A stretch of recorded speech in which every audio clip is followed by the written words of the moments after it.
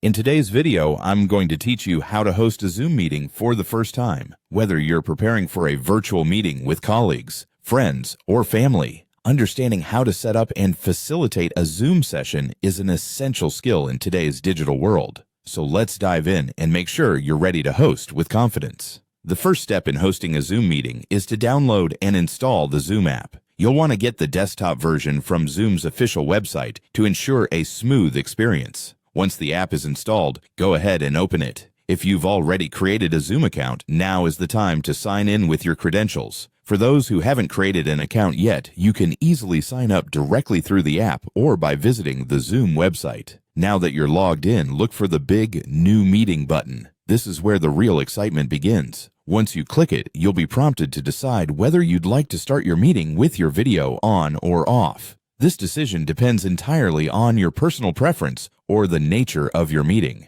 Some might prefer the initial face-to-face interaction, while others might opt for audio only until everyone has joined. As your meeting starts, you'll notice a Participants button at the bottom of the screen. Click on it to bring up a list of everyone currently in the meeting. At this stage, inviting participants is seamless. Simply click the Invite option and you'll be able to copy the meeting URL. You can then send this URL via email or chat to ensure everyone knows how to join your virtual room. Along the bottom of the Zoom window, you'll find Host Tools. This section allows you to modify and tailor your meeting settings according to your needs. Whether it's muting participants upon entry or setting up a waiting room, explore these tools to create a smooth experience for everyone. Zoom offers fantastic tools to enhance your presentation during the meeting. The Share Screen option is perfect for showcasing slides, videos, or documents.